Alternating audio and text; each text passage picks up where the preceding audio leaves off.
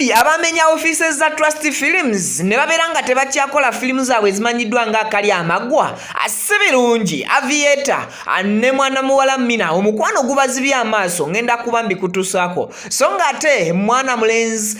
SB4 wa SB4 media bamutabukidde olw'okuleeta Asiya ne Charis nzize mbikutuseeko nenga kansoke nkwanirizeeko nnyo gwena mukwana genda maaso n'okubeera nga otulaba oli ku Viki exclusive wamu ne Wonderboy UG kansoke nkusabe video eno jimpeleka like mkwano yes webale kumpera video eno ka like and subscribe abo bato subscribing nga ku channel za Fezino Zombi we are proudly powered by Biva Organic natural and healthy products bajanjabisa ddagala lya butonde ranga bano basangibwa Access Building Rubaga Road genda yo bakujjanjabe tojja kubeera nga owejjusa okosako sponsor wa formula Hajati Kalodo okugamba nti musomi wa dwa ajja kuba kulombereddwa ya type yonna obe yekika kyonna esobola okubeera nga ekusumululako ebizibu byolina mukubire ku namba esimu gyolaba omuli Hajati Kalodo omusomi wa dwa esembya 067 yes a video jimpeleka like tutandike kakati mabega kona vayo nenkola story ekwatagana ku kibiina kino ekya film ekimanyiddwa nga Trust Films kino nno nga mwe muli omukulu Ahmed Rubowa omuli ba Florence Nampija omuli ba Diana Nabatanzi omuli abazanyi ngani abazanyi mwe bali bonna aba rape abamaanyi era abamanya kati munnange ekibiina kino kya offices zaakyo zamenyebwa era nga zino zisangibwa ku Sarama Road abamanyiwo bulungi offices zabwe bazimenyera nenvayo nenkola story nti bababye buli kimu computers camera amatala microphones na gadgets oba buli kalonda yenna gwomanya akozesebwa mu kushootinga oba mukola video coverage kati munnanga oluvannyuma lw'okubeera nga babbibwa baatwala ennaku eziwerera ddala 12 oba 10 ja ziri ennaku 10 nga tebashootinga nga banoonya ndooza butya bwe bayinza okudda mu business jukira nti bali bamaze okukola loosi ababbi babatutteko ebintu bingi ebibalirwamu era ssente obutitimbi obuwera n'olwekyo bakomyewo bupya era nga bakomyewo ne episode eyabadde eyina okusembayo be yali eyina okusembayo eyakali amagwa ne bazzaako ne batandika okushootinga ekitundu ekipya ekimanyiddwa nga batenda kati batenda gwe muzannyo gwe bakomyewo nagwo mu system oluvannyuma lwa offices zaabwe okubeera nga zibbiddwa ne batwala buli kimu ndowooza bagambye oba oliawo kubadde kukyaliko episodes endala nyingi ne basalawo nti ku byuma ebyabbibwa bambi katukomyawo episode yakali amagwa atutandike omuzannyo omulala gwe batumye batenda so I think ndoza clarification njikoze bulungi ku nsonga eyo mwe abali ba fans ba Trust Films abali ba fans ba kali amagwa abakomyewo n'omuzannyo omupya gwe bayita abatenda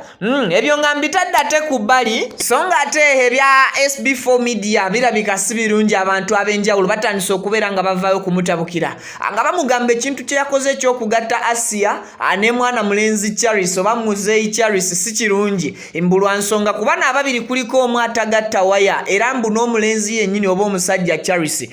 ayina ebigambo byayogera ku muntu gwali naye mu mukwano oba omuntu gwe babadde bamusiimidde nti babeere bombi ng'olabira ddala tebikwatagana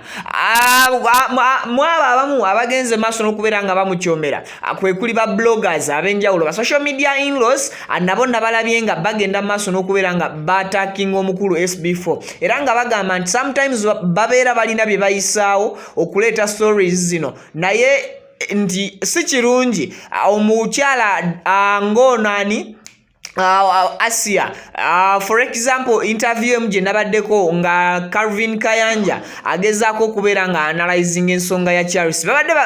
bagamba abantu abasinga nti oba oliawo eno diversion nene bagamba nedda Charis azenga atambula ne SB4 kumala akabanga wabula oluvannyuma akyategeerekese nti